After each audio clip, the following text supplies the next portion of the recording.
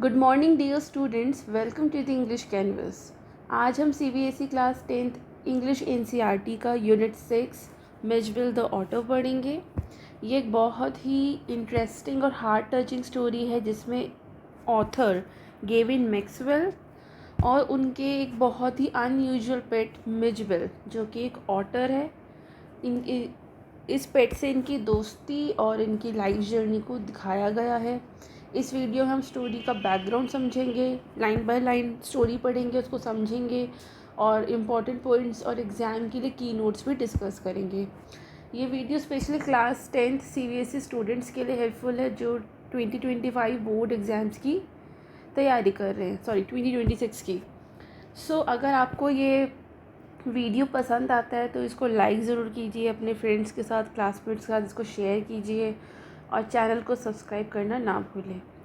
तो अगर हम स्टोरी की बात करें, सबसे पहले हम बात करते हैं इस ऑथर की, गेविन मैक्सवेल। ये एक स्कॉटिश नेचुरलिस्ट हैं, राइटर हैं, मतलब थे, जो अपने एनिमल्स के एक्सपीरियंस को लिखने के लिए काफ़ी फेमस थे। इनकी एक बहुत ही फेमस बुक है the ring of bright water, जो कि इनकी बुक है the ring of bright water, जो कि 1960 में पब्लिश हुई थी। ये बुक इन्होंने अपने pet otter the Mijbil the otter की कहानी उसमें लिखी थी। इस चैप्टर में उन्होंने बताया कि कैसे उन्होंने एक ऑटर को एक अपना पेट बना लिया और उसके हैबिट्स, बिहेवियर और उनके बीच जो एक रिलेशनशिप बॉन्ड डेवलप हुआ, मतलब उनके बीच एक डेवलप हुई स्पेशल बॉन्डिंग को इन्होंने इस चैप्टर में बताया है। ऑथर यहाँ डिसाइड करते हैं कि वो एक डॉग की जगह, यूजुअली लोग जब पेट पालते हैं तो वो डॉग पालते हैं, कैट पालते हैं, कोई लोग फ़िश पालता है, कोई लोग रैट भी पालते हैं, लेकिन ये बहुत ही अनयूजुअल सा पेट है क्योंकि हर कोई इसको नहीं पालता है। तो ऑथर डिसाइड करते हैं कि वो कैट डॉग की जगह एक ऑटर को अपना पेट रखेंगे। उन्हें ये एक फ्रेंड के थ्रू इराक से मिला था जिसका नाम इन्होंने मिजबिल रखा। शुरुआत में मिजबिल काफ़ी शाय था, हेजिटेंट होता था, लेकिन धीरे धीरे वो घर में फिर कंफर्टेबल हो जाता है। मिजबिल बहुत ही इंटेलिजेंट और प्लेफुल क्रीचर है। वो चीज़ें तोड़ता फोड़ता भी है और पानी में खेलना उसे बहुत ज़्यादा पसंद है। जब ऑथर उसे लंदन ले जाने लगते हैं तो ट्रैवल के दौरान भी कई इंटरेस्टिंग इंसिडेंट्स होते हैं। तो इस स्टोरी में बताते हैं कि इंसान और एनिमल के बीच एक स्ट्रॉन्ग रिलेशनशिप होता है, एक स्ट्रॉन्ग बॉन्ड हो सकता है अगर हम उन्हें प्यार और समझ से ट्रीट करें। तो ओवरऑल स्टोरी एक मैसेज देती है कि जो लव फॉर एनिमल्स है और जो बॉन्डिंग विद नेचर है, हमें एक बेटर ह्यूमन बनाती है। मतलब अगर हम पेट पालते हैं, हम नेचर को समझते हैं, तो हम एक अच्छे, पहले से बेहतर एक इंसान भी बनते हैं। So before you read, we should read about Gavin Maxwell, जो कि इस कहानी के ऑथर है। ये lives in a cottage in Camusfearna in the West Highlands in Scotland.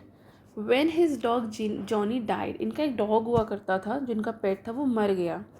So Maxwell was too sad to think of keeping a dog again. अब दोबारा एक डॉग तो नहीं रखना चाहते वो, but life without a pet was lonely. तो देखते हैं, हम पढ़ते हैं मैक्सवेल के अपने वर्ड्स में कि उन्होंने क्या लिखा है। एक एक्टिविटी है, इसमें आप बताइए मुझे कमेंट सेक्शन में कि आपके पास क्या कोई पेट है। अगर है तो बताइए कि पेट जो है वो एक सीरियस रिस्पॉन्सिबिलिटी होती है या नहीं होती है। तो चलिए पढ़ते हैं। अच्छा, एक और एक्टिविटी है। Imagine someone has gifted you a pet. With your partner's help make a list of the things you need to know about the pet in order to take good care of it. जैसे एक चीज़ लिखी गई है, the food he eats, कि वो क्या खाना खाता है। बाकी 4 चीज़ आप खुद से लिखिएगा, ठीक है। चलिए स्टोरी पढ़ते हैं हम। Early in the new year of 1956, I traveled to southern Iraq. By then, it had crossed my mind that I should like to keep an otter instead of a dog, and that Chemisphyrna ringed by water a stone's throw from its door would be an eminently suitable spot for this experiment.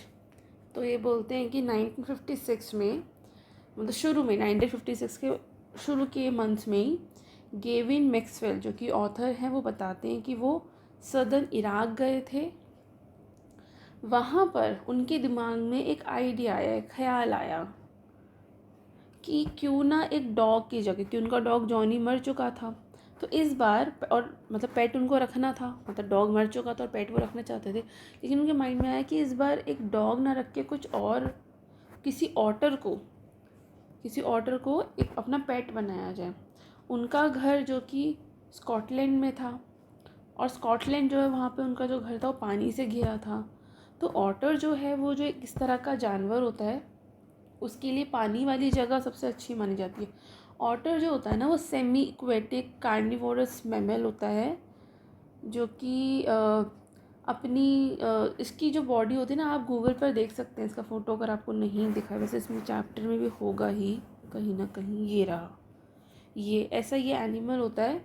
ये semi aquatic animal होता है, मतलब पानी में भी रह सकता है और ज़मीन पे भी रह सकता है। तो पानी में इसको लेकिन ज़्यादा अच्छा लगता है, जैसे टर्टोइज है, क्रोकोडाइल है, पानी में भी रहता है और ज़मीन पे भी रहता है। सो बेसिकली इसकी जो बॉडी होती है वो स्ट्रीमलाइंड होती है, शॉर्ट लेग्स होती हैं इसकी, देख रहे हैं आप, इसमें वेब्ड फीट होते हैं, ये इसके फीट काफ़ी वेब्ड हैं इसके।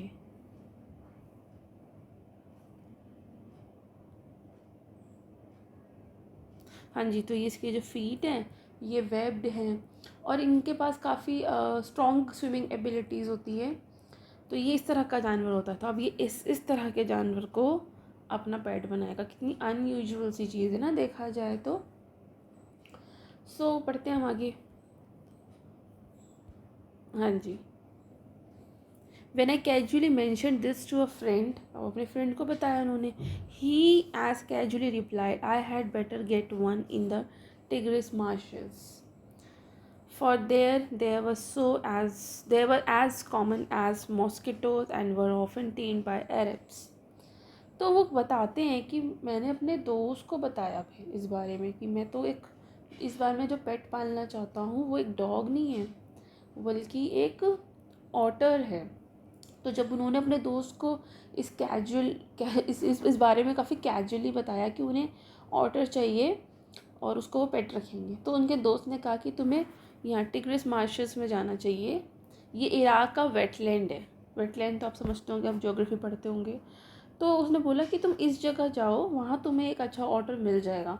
वहाँ ऑटर्स मॉस्किटोज़ की तरह कॉमन थे, और अरब उन्हें पालते भी थे। अरब लोग जो है ना उन्हें पालते भी थे, और जैसे हमारे आसपास मच्छर मक्खी होते हैं ना, ऐसे ही वहाँ पर ऑटर्स जो हैं वो उतने ही कॉमन है। हर जगह जगह तुम्हें ऑटर मिल जाएंगे, और वहाँ के लोग पालते भी हैं, तो तुम्हें एक अच्छा ऑटर वहाँ से मिल जाएगा। चलिए नेक्स्ट पढ़ते हैं। We were going to Basra to consultate general to collect the answer our mail from Europe. At the consulate general, we found that my friend's mail had arrived, but that mine had not. तो author उसका दोस्त बसरा के consulate general के पास गए, मतलब वहाँ गए, वहाँ अपना मेल लेने के लिए, जो कि यूरोप से आया हुआ था। अब दोस्त का तो मेल आया हुआ था लेकिन ऑथर का नहीं आया था। तो इसने ऑथर ने अपने इंग्लैंड में टेलीग्राम भेजा, मतलब केबल्ड टेलीग्राम भेजा इसने कि इसका मेल तो नहीं आया है। लेकिन 3 दिन तक इसको कोई जवाब नहीं आया। तब उन्होंने वहाँ पर फिर टेलीफोन ट्राई किया। I cable to England when 3 days later nothing happen, I try to telephone. तो जब ये गए वहाँ पर तो इनको पता चला कि इसका मेल नहीं आया ऑथर का। ऑथर के दोस्त का तो मेल आया है लेकिन उसका मेल नहीं आया है। तो फिर उसने क्या किया, उसने कॉल किया कि भैया मेरा मेल तो आया नहीं है। तो फिर उसके बाद the call had to book 24 hours in advance. On the first day the line was out of door, and on the second day the exchange was closer to a religious holiday. On third day there was another breakdown. My friend left and I arranged to meet him in a week's time. 5 days later my mail arrived. तो वो कहते हैं कि जिस समय की बात है 1956 की, उस समय पर टेलीफ़ोन करना, मतलब कॉल लगाना उतना आसान नहीं था जितना आज है। कॉल लगाने के लिए उसको एक दिन पहले मतलब 24 आवर्स पहले उसको बुक करना पड़ता था। और पहले दिन जब उसने बुक करने का सोचा तो पहले दिन तो लाइन ख़राब थी, आउट ऑफ ऑर्डर थी, मतलब जो कनेक्शन था वो ही ख़राब था। दूसरे दिन कुछ रिलीजियस हॉलीडे की वजह से वो टेलीफोन एक्सचेंज बंद था। तीसरे दिन एक ब्रेक डाउन हो गया था, मतलब कुछ और इशू आ गया था। मतलब ऑथर के लिए कम्युनिकेशन बहुत ही मुश्किल था। अब इसका दोस्त का तो काम हो गया था, तो उसका दोस्त वापस चला गया और ऑथर ने डिसाइड किया कि वो अपने दोस्त से 1 हफ्ते बाद मिलेगा। तभी फिर 5 दिन बाद उसका मेल आया। So I carried it to my bedroom to read, and they are squatting on the floor, and there were 2 Arabs beside them, lay a sack of squirmed from time to time. They handed me a note from my friend, here is your order. So author अपना mail लेने bedroom गए। वहाँ 2 अरब पहले से बैठे हुए थे। उनके पास एक हिलता जो डुलता मतलब एक झोला टाइप था, सैक था उनके पास रखा था। उन्होंने एक चिट्ठी दी, मतलब उन लोगों ने ऑथर को एक चिट्ठी दी जिसमें लिखा था कि ये रहा तुम्हारा ऑर्डर। इस तरह का एक लेटर लिखा हुआ था। चलिए ये तो हो गया पार्ट 1। अब पार्ट 2 पढ़ते हैं। With the opening of that sack began a phase of my life that has not yet ended, and may, from all I know, not end before I do. So author कहते हैं कि उस sac को खोलते ही, उस झोले को खोलते ही उनकी लाइफ का एक नया फेज़ शुरू हुआ जो शायद उनकी ज़िंदगी के एंड तक चलेगा। यानी ये जो लेटर था ये ऑटर का था कि जो मिजबिल जिसका नाम ये रखेंगे ऑटर का, अब वो मतलब ये ऐसा इसलिए कह रहे हैं कि एंड तक चलेगा क्योंकि जो ऑटर इन्हें मिलने वाला है ना वो उनके लिए लाइफ चेंजिंग कंपेनियन बन जाएगा, जो उनकी लाइफ में बहुत सारे चेंजेस लेकर आएगा। It is in fact the thraldom to otters and otter fixation that uh, have since found to be shared by most of the people who have ever owned one. So otter कहते हैं कि author कहते हैं कि otter रखना एक तरह का फिक्सेशन है, मतलब स्ट्रॉन्ग अटैचमेंट है। फिक्सेशन मतलब स्ट्रॉन्ग अटैचमेंट है, और ये सिर्फ उनका ही नहीं बल्कि हर उस इंसान का है जिसके पास कभी ऑटर रहा हो। सो ये जो क्रीचर है, मतलब ये अब इनको लग रहा है कि अब तो कुछ ऐसा होने वाला है, इनकी लाइफ में एक ऐसी चीज़ आने वाली है जो इनको आगे तक इनकी लाइफ में इम्पैक्टफुल बनी रहेगी। So the creature has emerged from its sack onto the spacious tiled floor to conciliate bedroom resembled most of all very medievally conceived dragon. From the head to the tip of the tail he was coated with symmetrical pointed scales of mud armor, between whose tips was visible a soft velvet fur like a chocolate brown mole. सो यहाँ उत्तर कहते हैं कि उस sac में, मतलब उस letter के साथ जिसमें लिखा था ना कि ये रहा तुम्हारा ऑर्डर, ये लिखा था ना हेयर इज़ योर ऑर्डर, उस सैक में एक ऑर्डर भी बाहर निकला, मतलब वो ऑर्डर भी उस सैक में ही था। तो जब वो ऑर्डर बाहर निकला तो वो एक बहुत छोटा सा टाइनी ड्रैगन जैसा लग रहा था। मतलब उसका लुक थोड़ा अजीब था, जैसे हमने देखा भी है ये ऐसा है तो अजीब तो देखो है ये, इसको पेट रखना थोड़ा सा अजीब भी है, थोड़ा स्ट्रेंज है काफ़ी, ये ना थोड़ा क्या बहुत स्ट्रेंज है। मतलब इस ऑटर का जो लुक है वो काफ़ी अजीब था, अलग था, और हम कह सकते हैं कि थोड़ा फैसिनेटिंग तो था ही। सो ये पार्ट बेसिकली स्टोरी का इंट्रोडक्शन है जिसमें ऑथर बताते हैं कि कैसे उन्हें ऑटर मिला और उनकी लाइफ बदल गई। From the head to the tip of the tail, he was coated with symmetrically pointed scale of mud armor, between whose tips was visible a soft velvet fur like that of chocolate brown mole. अब author जो है otter की body को describe करते हैं। वो कहते हैं कि उनकी जो पूरी बॉडी है और टेल पर एक ना सूखी हुई कुछ ऐसे कीचड़ सी लगी है, मड आर्मर है, और उसकी पूरी बॉडी पर एक मतलब कीचड़ की पतली सी लेयर चढ़ी हुई है, जैसे कि कोई मड आर्मर होता है ना, जिससे कवर रखते हैं वॉरियर्स अपने आप को, तो उसकी बॉडी पर एक सूखी कीचड़ मतलब मिट्टी चिपकी हुई है। बीच बीच से मुलायम और चॉकलेट ब्राउन कलर के जैसे वेलवेट फर दिख रहे हैं, बिल्कुल मोल, मतलब चमगादड़ नहीं बोलेंगे इसको हम, लेकिन मतलब ये जो छोटे छोटे इसमें मतलब छोटे छोटे स्पॉट्स हैं इसके बीच में, फर जैसी स्किन भी है, और मतलब स्केलिंग है, पॉइंटेड सिमेट्रिकल पॉइंटेड स्केलिंग है। सो वो बाहर निकल गया है सैक से। He shook himself and I half expected a cloud of dust.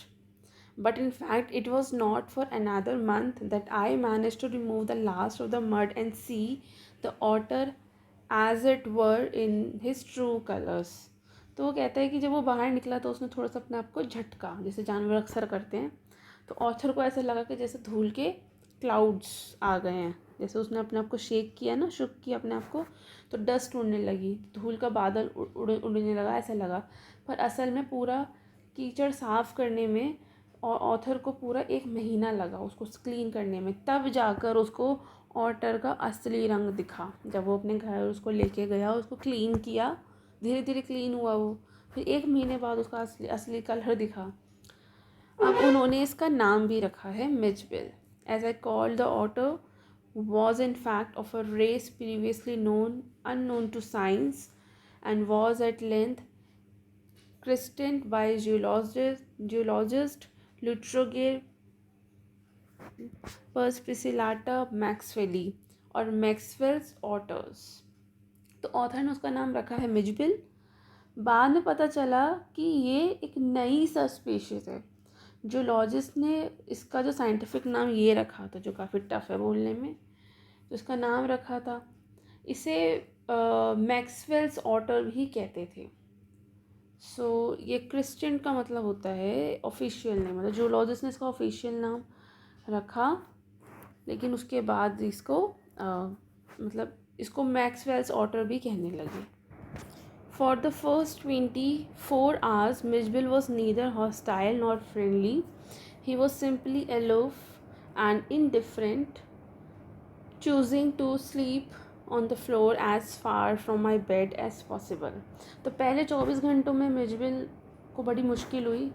वो ना तो हॉस्टाइल लगा, मतलब ना ही वो लड़ाकू लगा, ना वो फ्रेंडली हुआ, मतलब काफ़ी दूर दूर रहा। वो लड़ाकू होता तो पास आके लड़ता, काटने की कोशिश करता, फ्रेंडली होता तब भी पास आता, प्यार करने की कोशिश करता।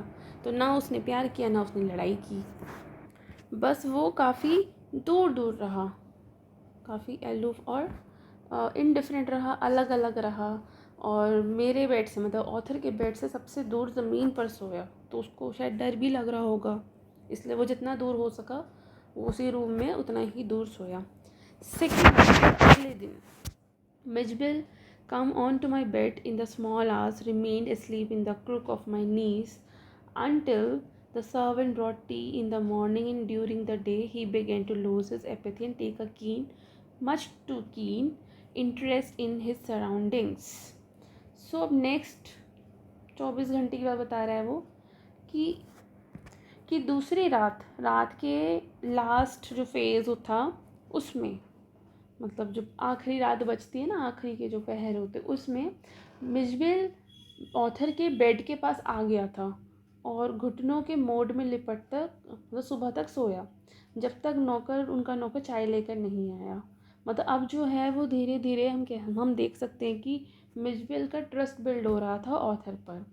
और फिर अगले ही दिन ड्यूरिंग द डे ही began to lose his apathy, मतलब अगले ही दिन में उसकी एपैथी कम होने लगी, उसकी बेपरवाही कम होने लगी, और वो बहुत ज़्यादा क्यूरियस हो गया, हर चीज़ में वो इंटरेस्ट लेने लग गया, बहुत ज़्यादा इंटरेस्ट लेने लग गया। मतलब अब वो जो है ना, उसकी जो एपैथी होती है एब्सेंस ऑफ इंटरेस्ट, वो कम होता जा रहा था, मतलब उसका इंटरेस्ट बढ़ रहा था ऑथर में और उसकी सराउंडिंग्स में। I made a body belt for him and took him on a lead to the bathroom, where for half an hour he went wild with joy in the water, plunging and rolling it, shooting up and down the length of bathtub, underwater and making enough slosh and splash for the hippo. So author ने मिर्जबिल के लिए एक body belt बनाया, मतलब एक harness बनाया, और leash से उसको बाथरूम तक ले गए। तो बाथरूम में लगभग आधा घंटा वो उसने पानी में काफ़ी इन्जॉय किया। जैसे वो क्रीचर ही ऐसा है पानी में इन्जॉय करने वाला, तो बाथरूम में ऑलमोस्ट वो आधा घंटा रहा और वहाँ पर वो काफ़ी फ़न करता रहा। वहाँ पर पानी में वो घूमता, डाइव करता, मतलब डूबता पानी में, डूब डूब कर बाथ टब में दौड़ता और इतना छपाक छुपक टाइप कर रहा था जैसे हिप्पो जैसी आवाज़ करता है ना पानी में, बिल्कुल वैसी आवाज़ करता, मतलब वो खेल रहा था, उसको अच्छा लग रहा था। So this I was to learn is a characteristics of water. तो ये समझ गया ऑथर कि करेक्टरिस्टिक है, इसको पानी में इंजॉयमेंट फील होता है, पानी इसको अच्छा लगता है। Every drop water must be, so to speak, extended and spread about the place. तो ऑथर समझ गए कि ऑटर्स की आदत होती है हर बूंद पानी को हिला डुला कर इधर उधर फैलाना, उन्हें पसंद होता है। सो a bowl must at once be overtuned, or if it will not be overtuned, be set in and splashed until it overflows. So वो कहते हैं कि पानी में ऑटर बहुत इन्जॉय कर रहा था। कोई पानी का बर्तन हो तो ऑटर उसे पलट देता, अगर उल्टा हो तो उसके अंदर बैठकर इतना छपाक करता, मतलब पानी के अंदर काफ़ी इन्जॉय करता था। और वो इतना इतना ज़्यादा स्प्लैश करता था वाटर को कि सारा पानी धीरे धीरे बाहर आ जाता था। Water must be kept on the move that made to do things when static it was wasted and provoking. So otters के लिए पानी हमेशा चलना चाहिए, मतलब ऐसा नहीं कि वो स्टिल पानी में इंजॉय करते हैं। वो जो मूविंग रनिंग वाटर होता है ना नदी वगैरह का, उनके लिए पानी हमेशा चलना चाहिए, मूव करना चाहिए और ठंडा होना चाहिए। स्टैटिक पानी उनमें उन्हें और भी अच्छा लगता है और वो पानी उन्हें काफ़ी प्रोवोकिंग लगता है, चिढ़ाने वाला। मतलब स्टैटिक पानी जो है, अगर पानी स्टैटिक है मतलब अगर मूव नहीं कर रहा, तो वो उनके लिए पानी वेस्ट है और वो उससे चिढ़ भी जाते हैं और उन्हें पसंद नहीं आता। तो उनके लिए रनिंग वाटर बहुत अच्छा लगता है ऑटर्स को, और उनको ठंडा पानी बहुत अच्छा लगता है। चलिए नेक्स्ट पढ़ते हैं। 2 days later, Mitchell escaped from my bedroom as I entered it, and I turned to see his tail disappearing round the bend of the corridor that led to the bathroom. So 2 दिन बाद author कहते हैं कि जब मैं room में आया तो मिजबल भागकर बेडरूम से निकल गया। ऑथर ने देखा कि उसकी जो पूँछ है कॉरिडोर के मोड़ पर गायब हो रही है, मतलब वो रूम से भागकर वो बाथरूम की तरफ जा रहा है, वो बाथरूम की तरफ जा रहा है। So by the time I got there, he was up on the end of the bathtub and fumbling at the chromium taps with his paws.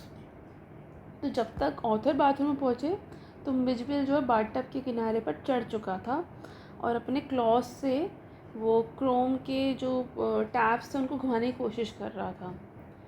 तो बहुत क्लमजी वे में कर रहा था वो, वैसे उससे हो नहीं पा रहा था लेकिन वो कर रहा था। तो ये सब देख के I was amazed, author amazed हो गए।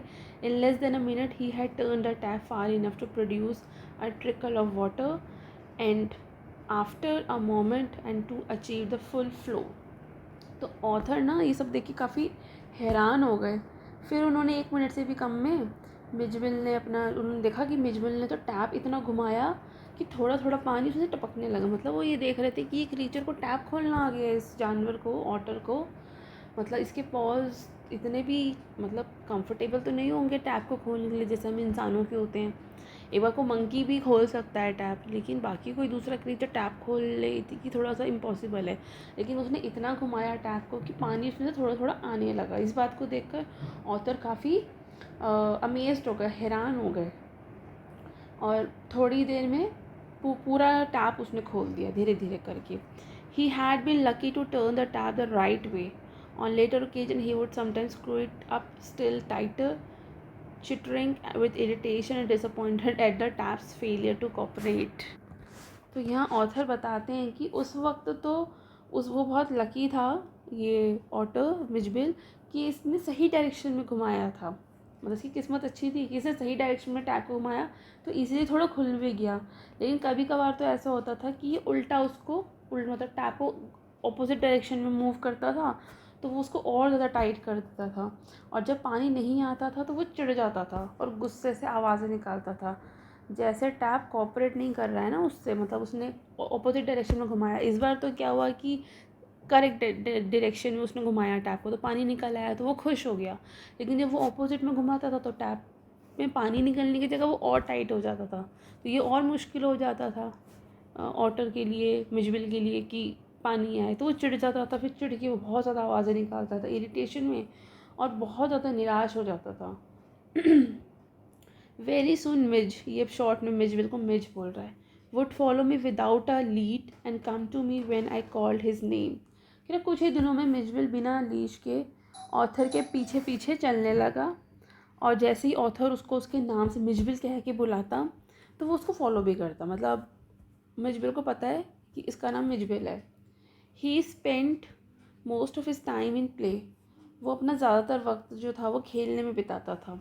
ही spent hours shuffling a rubber ball around the room like a floor. So कहते हैं कि वो अपना जो टाइम है, he spent shuffling rubber ball around the room like a four-footed saucer player using all 4 feet to dribble the ball, and he could also throw it with a powerful flick of the neck and to surprise a height and distance. तो वो कहते हैं कि वो जो अपना समय है ना, ज़्यादातर मिजबिल घंटों तक, मतलब घंटों तक मिजबिल रबर बॉल को कमरे में इधर इधर उधर धकेलता रहता था। मतलब घंटों तक रूम में ही मिजबिल उस रबर बॉल से खेलता रहता था, और बिल्कुल जैसे 4 पैर वाला फुटबॉल प्लेयर होता है ना, ऐसे खेलता था वो। ऐसे सॉसर प्लेयर जो होता है, सॉसर प्लेयर तो 2 फुट वाले होते हैं, लेकिन वो 4 फुट वाला ऐसा लगता था, 4 फुट वाला खेल रहा है, और वो चारों पैरों से ड्रिबल करता था। और वो गर्दन को फ्लिक करता, मतलब गर्दन से भी फ्लिक करके बॉल को काफ़ी ऊंचा और दूर तक फेंक लेता था, और वो भी काफ़ी ताकतवर तरीके से। मतलब वो अपना चारों पैर और अपने नेक, पांचों चीज़ों से वो ये फुटबॉल ये बॉल से खेलता रहता था। But the real play of an otter is when he lies on his back and juggles with small objects between his paws. पर ऑटर का जो सबसे खास खेल तब होता था जब वो पीठ के बल लेट जाता था और छोटी छोटी चीज़ों को पंजों के बीच में जगल करता था। मार्बल्स वर मिस फेवरेट टॉयज। मार्बल्स जो थे, कंचे मार्बल्स होते ना, आप लोग खेलते होंगे। मार्बल्स मतलब जो कंचे थे वो बिजविल को बहुत ज़्यादा पसंद थे, उसके फेवरेट पास टाइम टॉयज़ थे। He would lie on his back rolling 2 or more them up and down his wide flat belly without ever dropping one off the floor. तो उसे मतलब मिजबिल को कंचे खेलना, मार्बल्स खेलना बहुत पसंद था। वो पीठ के बल लेटकर अपने जो उसकी बॉडी थी, जो पीठ थी, और सीधे पेट पर 2 या उससे ज़्यादा कंचों को ऊपर नीचे घुमाता रहता था, और एक भी नीचे गिरने नहीं देता था। मतलब इतने अच्छे से वो खेलता था इन कंचों से अपनी फ्लैट बेली पर कि वो एक भी कंचा फ्लोर पे नहीं गिरता था। तो यहाँ हम देखते हैं कि मिजबिल को पानी का ऑब्सेशन है, पानी में बहुत ज़्यादा इन्जॉय करता है वो काफ़ी प्लेफुल है। वो रबर बॉल से खेलता है, काफ़ी अच्छे से खेलता है। वो मार्बल से खेलता है, मार्बल से जब वो खेलता है तो फ्लोर पर बिल्कुल भी नहीं गिर सकता, और अपना नाम भी जान गया। काफ़ी इंटेलिजेंट नेचर का है ये जो मिजबिल है। तो देखिए ये क्वेश्चन है, what experiment did Maxwell think Camusfearna would be suitable for.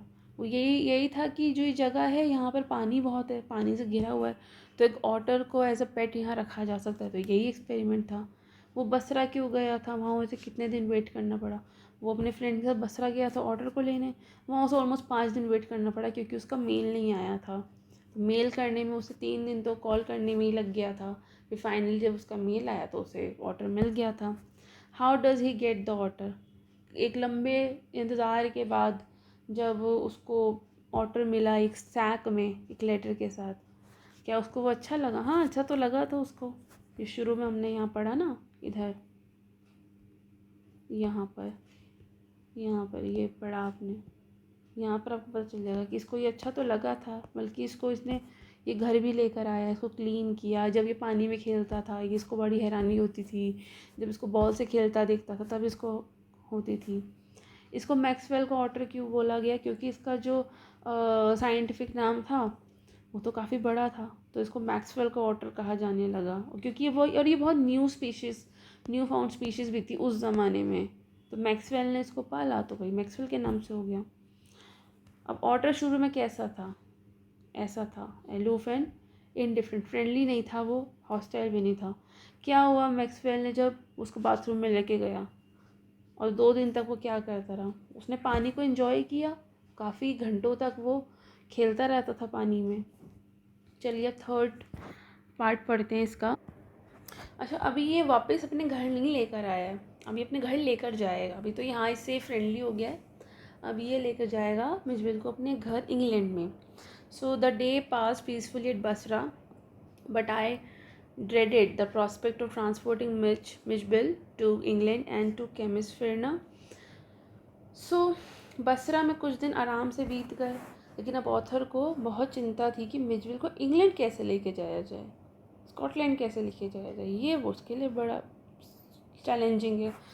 The British airline to London would not fly animals, so I booked a flight to Paris on other airline and from there to London.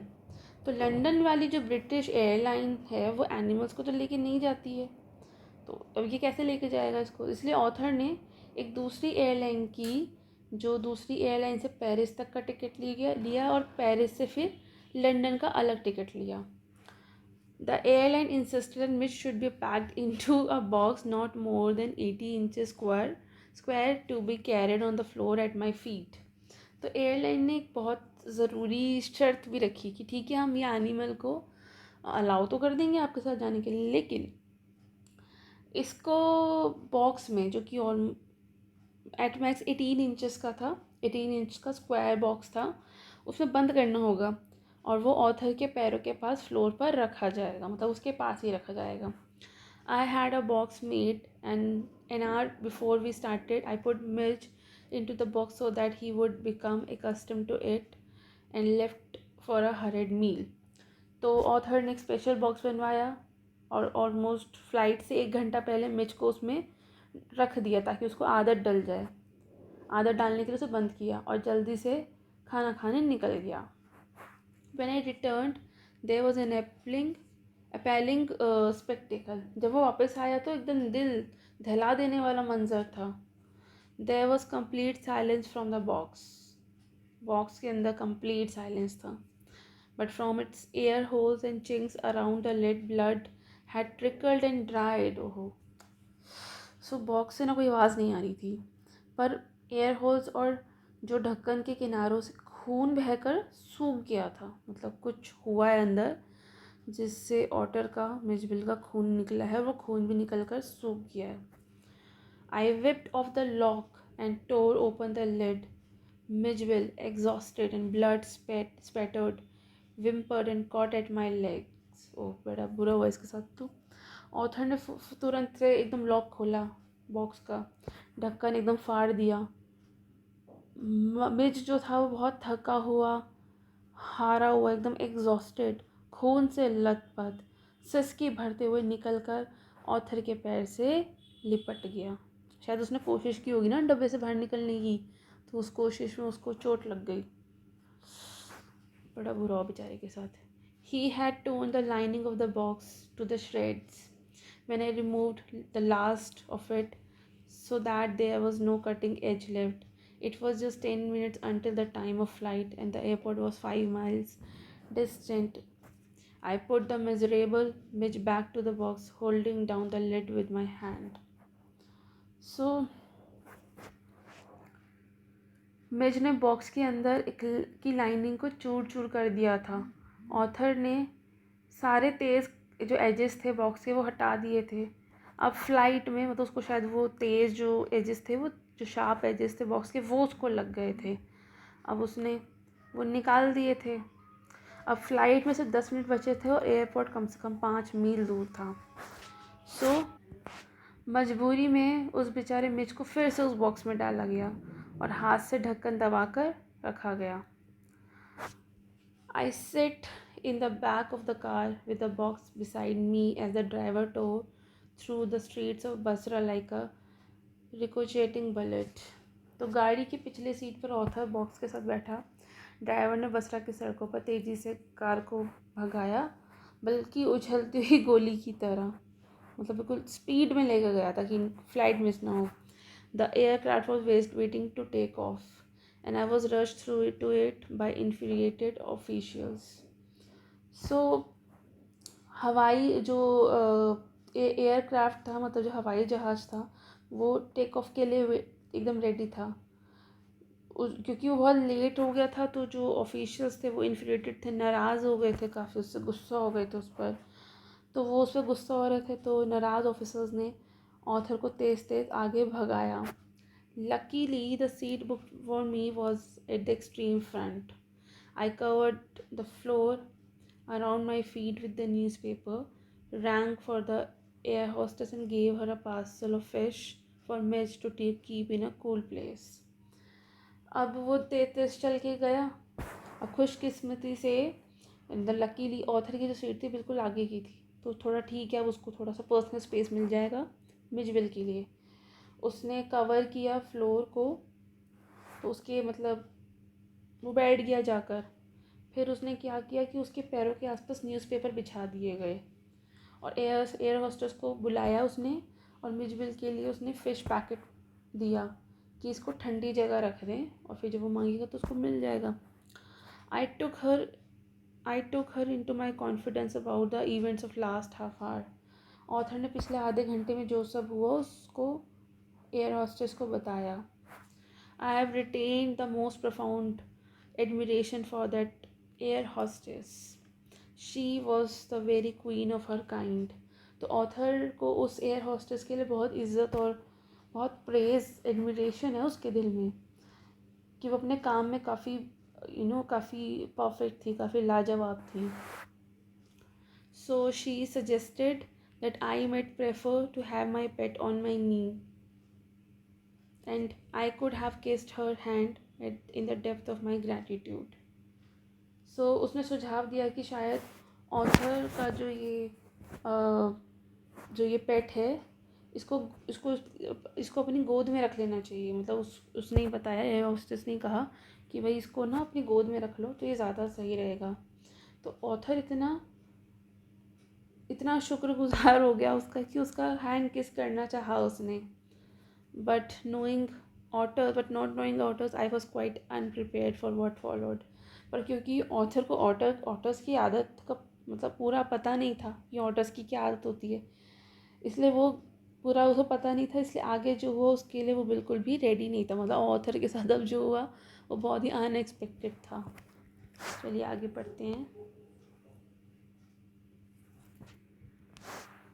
अभी देखो picture से पता चल रहा है कि कुछ तो हुआ है. So Mij was out of the box in a flash. तो जैसे ही वो उसको थैंक यू बोलने गया ऑथर, वैसे ही मिज जो है बिजली की तेज़ी से, मतलब फ्लैश में बिल्कुल बाहर कूद गया बॉक्स से. And he disappeared at high speed at down the aircraft. और वो एयरक्राफ्ट के अंदर बहुत तेज़ दौड़ते हुए नज़र से एकदम गायब हो गया. There were squawks and shrieks, and a woman stood up on her seat, scream out, "A rat! A rat!" तो जैसे ही वो गायब हुआ तो हवाई जहाज़ में चिल्लाने की चीखने की आवाज़ आने लगी. एक औरत अपनी सीट पर खड़ी होकर चिल्ला रही थी, "चूहा चूहा" ऐसे बोल के. I caught sight of Mitch's tails disappearing beneath the legs of a portly, white turbaned Indian. तो उसने कहा कि उसने देखा कि मतलब लेखक जो ऑथर, उसने मिज की पूँछ देखी जो एक मोटे से सफ़ेद पगड़ी पहने, ये इंडियन एक सफ़ेद पगड़ी पहने हुए इंडियन की टांगों से गुजर रही थी. So diving for it I missed but found my face covered in curry. तो जो ऑथर है उसने एकदम झपट्टा मारा कि भाई इसको पकड़ लेगा ऑटर को, लेकिन वो पकड़ नहीं पाया. बल्कि क्या हुआ कि इतने मैसअप में उसके फेस पर करी गिर गई. मतलब खाने की चीज़ थी, वो उसके फेस पर गिर गई. मतलब उल्टा उसके खाने पर, मतलब उसका खाना जो उस पर, मतलब उसके फेस पर खाना गिर गया. Perhaps, said the air hostess with most charming smile, it would be better if you resume your seat and I'll find the animal, bring it to you. तो हॉस्टेस ने, जो एयर हॉस्टेस थी, उसने एक बहुत ही प्यारी मुस्कान के साथ कहा कि शायद बेहतर होगा आप अपनी सीट पर बैठ जाए, मैं उस एनिमल को ढूंढ कर आपको ला दूंगी, आप आराम से बैठ जाओ.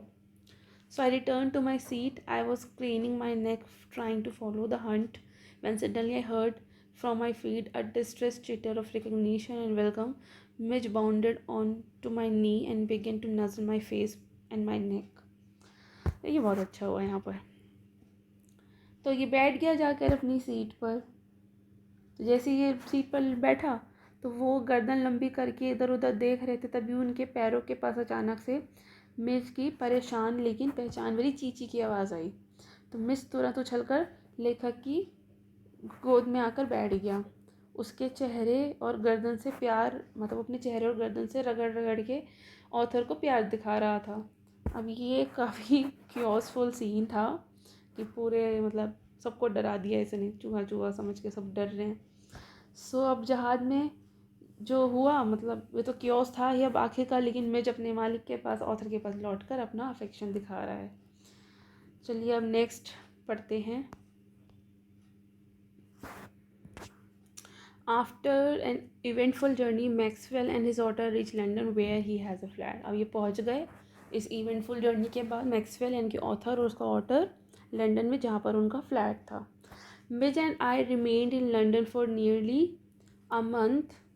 तो मिज और जो ऑथर है मैक्सवेल, वो लगभग 1 महीने तक लंदन में रहे। He would play for hours with selection of toys, ping pong balls, marbles, rubber fruits, and a terrapin shell that I had brought back from his native marshes. तो मैं जो घंटों तक खेलता रहता, जैसे पिंग पोंग बॉल से खेलता, वो मार्बल से खेलता, वो रबड़ के जो फ्रूट थे उनसे खेलता, और एक टेरापिन शेल जो कछुए का वो रहता है ना, उसका जो शेल होता है, टेरापिन शेल बोलते हैं उसको, वो लेकर उसके साथ आया था उसके नेटिव प्लेस से, नेटिव मार्श से। उसमें भी खेलता था वो। With the ping pong ball he invented a game of his own which could keep him engrossed for up to half an hour at a time. उसने पिंग पॉल ball से खुद का एक खेल बना लिया था जो उसे आधे घंटे तक बिजी रखता था। A suitcase that I had taken to Iraq that had become damaged on the journey home, so that the lid, when closed, remained at a slope from one end to other. तो लेखक एक suitcase लेकर आए थे Iraq, जो मतलब उनके पास एक सूटकेस था जो वो इराक लेके गए थे, जो कि वापसी में ख़राब हो गया था। उसका ढक्कन बंद करने पर सीधा नहीं रहता था बल्कि टेढ़ा हो जाता, टिल्ट हो जाता था। Mitt discovered that if he placed the ball on the high end, it would run down the length of the suitcase and it would dash around the other end to ambush its arrival. Hide from it, crouching, and to spring up and take it by surprise, grab it and trot off with it to high end once more. तो मिज ने discover किया कि मतलब खोज निकाली कि अगर वो बॉल को ऊंचे सिरे पर रखता है तो वो ढलान पर लुढ़क कर नीचे आ जाती है, मतलब खुद का एक डिस्कवरी कर ली। और वो तेज़ी से मतलब अपने बॉल को अगर ऊंचे सिरे पर रखता है तो वो नीचे लुढ़क कर आती है, और जब तक वो बॉल नीचे आती है तो वो तेज़ी से दूसरे सिरे पर भागता है और बॉल को पकड़ने के लिए छुप जाता है, और फिर झपट कर उससे पकड़ता है, फिर बॉल को लेकर वापस ऊपर वाले सिरे पर चला जाता है। तो ये उसका पसंदीदा खेल था। So outside the house, I exercised him on a lead precisely as if he had been a dog. तो लेखक घर के बाहर उसको लीडियन के रस्सी में घुमाते, जैसे कि कोई कुत्ते को घुमाते हैं ना, डॉग को घुमाते हैं रस्सी बांध के, ऐसे घुमाते। Miss quickly developed certain compulsive habits on these walks in the London streets, like the rituals of children who, on their way to and from school, must play their feet squarely on the center of each block, must touch every seventh upright of the iron railings, or pass to the outside of every second lamp post. लेकिन जब भी वो टहलते हुए मतलब ऐसे अक्सर walk करते हुए मिज ने कुछ अजीब सी कंपल्सिव हैबिट्स बना ली थी। जैसे बच्चे जब स्कूल जाते समय हर पेविंग ब्लॉक को बीच बीच में पैर रखना चाहते हैं, तो हर 7th पिलर को छूना या हर दूसरे पोस्ट लैम्प से बाहर गुजरना, मतलब ये कुछ उसकी अजीब आदतें हो गई थी। तो इनको इसने भी अपना लिया था। Opposite to my flat was a single storied primary school along whose frontage ran a low wall some 2 feet high. तो लेखक के घर के सामने एक सिंगल स्टोरीड प्राइमरी स्कूल था जिसके सामने 2 फीट ऊंची एक नीची दीवार थी. On his way home, but never on his way out, Mitch would tug me to this wall, jumped onto it, galloped the full length of his 30 yards to the hopeless distraction both of pupils of the staff within. तो मैं जब घर लौटता था, मतलब जाते वक्त नहीं, जब वो घर लौटता था तो वो लेखक को दीवार तक खींचता, उस पर कूद कर पूरे 30 यार्ड्स की लंबाई तक दौड़ता.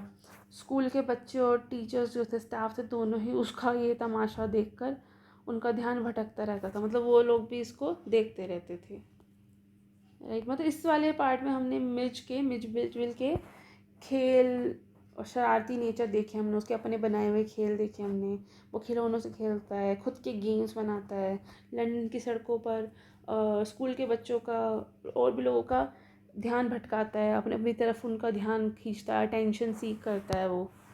ठीक है, आगे पढ़ते हैं. It is not, I suppose, in any way strange that the average Londoner should not recognize an author, but the variety of guesses as to what kind of animals this might be came as a surprise to me. लेखक यहाँ कहते हैं कि ये अजीब नहीं था कि लंदन के लोग एक ऑटर को पहचान नहीं पाते, लेकिन लोग किस किस किस तरह के अजीब अंदाज़े लगाते हैं, ये उन्हें बहुत हैरान करता. Otter belongs to comparatively a small group of animals called mustelines, shared by badger, mongoose, wheels, stoat, mink and others. तो ये जो ऑटर है ना, ये ऑटर एक छोटे से ग्रुप जो है जानवरों का, मस्टेलिन्स, उससे बिलोंग करते हैं. इसमें बैजर और स्टॉट, नेवला और नेवले जैसे दिखने वाले दूसरे जानवर, मिंक वगैरह, ये सब यहाँ इसमें आते हैं. I face a continuous barrage of conjectural questions that sprayed all the mustelines, but the otter, more random guesses hit a baby seal or a squirrel. So लोग लगातार अंदाज़े लगाते रहते हैं कि ये, और सारे ही मस्टलिन जानवरों के नाम गिराते सिर्फ ऑटर के. मतलब वो इसको कभी इसको बेबी सील कह देते कि ये तो बेबी सील है ना, कभी इसको स्क्विरल कह देते, मतलब गिलहरी तक बोल देते, लेकिन कोई से ऑटर नहीं गेस कर पाता. Is that a walrus, mister? Reduce me to giggles. And outside a dog show a herd hippo. तो एक आदमी ने इससे पूछा, क्या ये वॉलरस है? यह सुनकर लेखक हंस पड़ा. और एक डॉग्स की एक वो हो रही थी, क्या बोलते हैं उसको, क्या बोलते हैं यार, एक डॉग शो हो रहा था, वहाँ पर भी किसी ने बोल दिया कि ये तो हिप्पो है. तो इस बात से भी मतलब ऑथर को काफ़ी हंसी आई. अ बियर कप, अ लेपर्ड, मतलब इसको बहुत सारे लोगों ने बोला. किसी ने इसको बीवर बोला, किसी ने इसको बियर कप बोल दिया, मतलब भालू का बच्चा बोल दिया. बियर कप हो गया ना, बच्चा हो गया. किसी ने इसको चीता भी कह दिया, लेपर्ड भी कह दिया, जबकि वो चीता जिसकी धारियाँ बदल गई हो. चीता की शेप तो गोल गोल स्पॉट्स होते हैं, ये कैसे हो सकता है? और किसी ने तो उसको डायनासोर, ब्रोंटोसोर भी कह दिया था.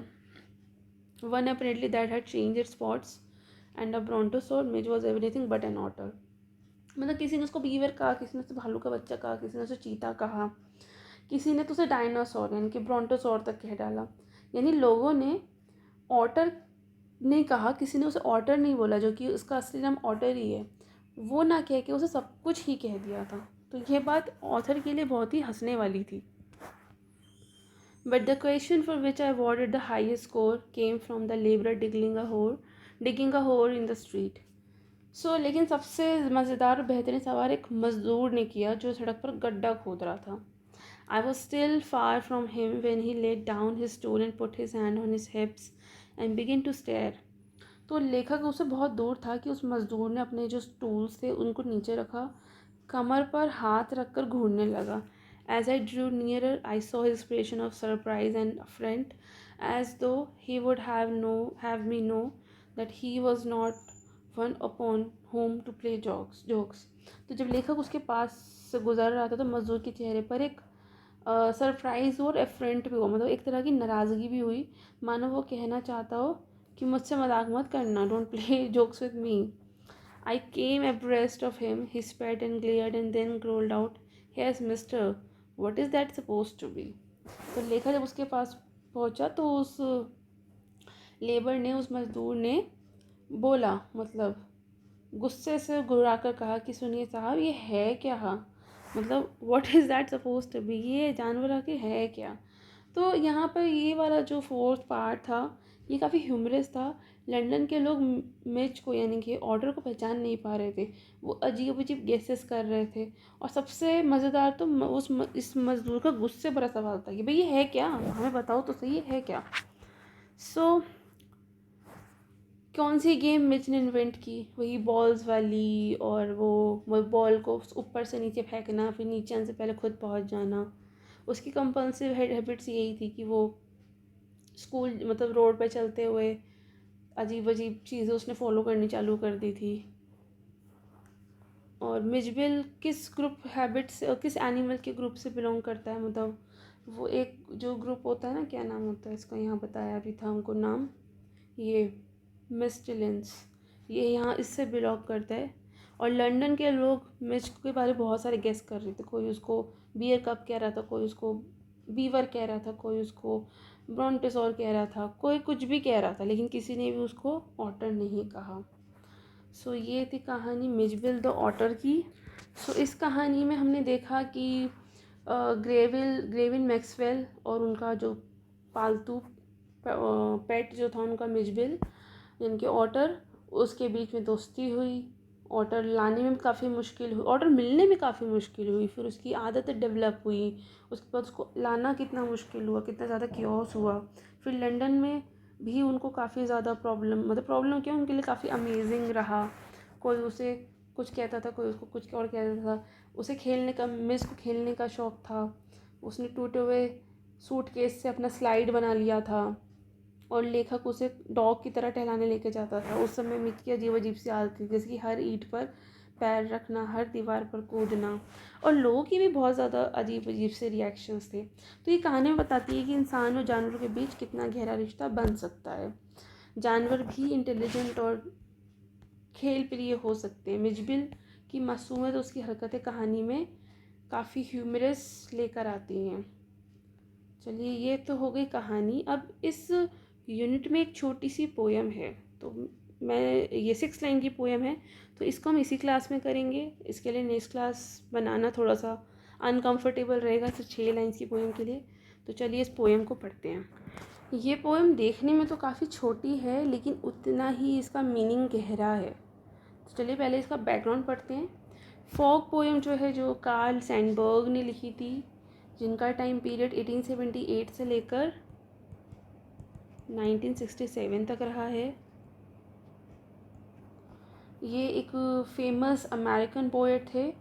इनकी जो लाइफ है काफ़ी सिंपल और नेचर और सिटी के रिलेशनशिप पर लिखी गई है।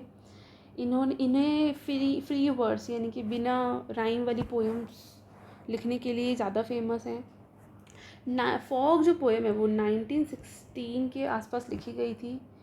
कार्ल सैंडबर्ग की सबसे फेमस और सबसे छोटी पोएम में से एक है। इसमें सिर्फ 6 लाइंस हैं, लेकिन इनका मीनिंग बहुत डीप है।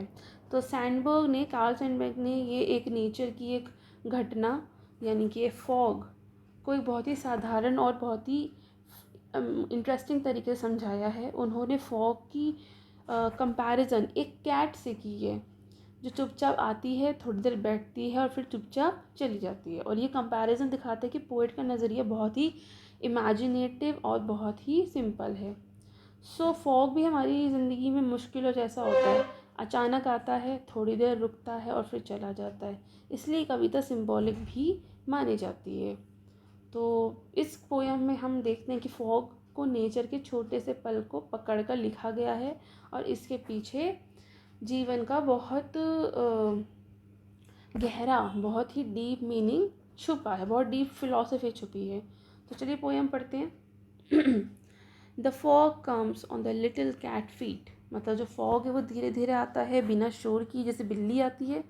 तो कवि ने फॉग की जो उसकी वॉक है, उसकी जो स्पीड है, उसकी कंपैरिजन कैट से की है। जैसे कैट बहुत धीरे धीरे चुपचाप हल्के पैरों से आती है ना, इसी तरह से फॉग भी आता है। It sits looking over harbor and city on silent haunches. जो कोहरा है वो हार्बर यानी कि पोर्ट्स पर, सिटी पर अचानक से आकर ठहर जाता है, जैसे बिल्ली बैठकर चारों ओर देख रही हो।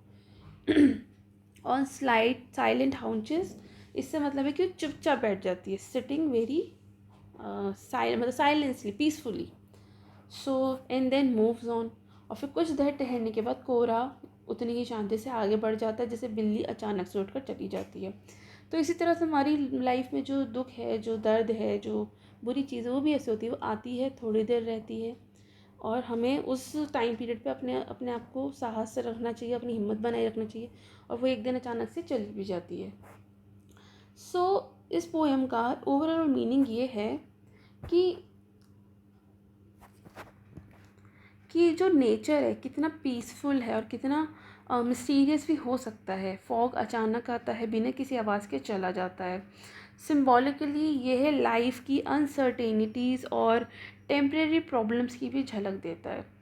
तो इस पोएम की ब्यूटी यही है कि सिर्फ 6 लाइन्स में कार्ल सेंडबर्ग ने कोहरे की इमेजरी को यूज़ करके हमें इतनी बड़ी बात समझा दी है कि लाइफ में जो भी प्रॉब्लम्स आती हैं, जो भी अनसर्टिनिटीज़ हैं, जो टेम्प्रेरी प्रॉब्लम्स हैं, वो कुछ टाइम के लिए होती है, और हमें उससे लड़ना चाहिए, उसको जल्दी से जल्दी भगाने की कोशिश करनी चाहिए, ना कि हमें उससे डर जाना चाहिए।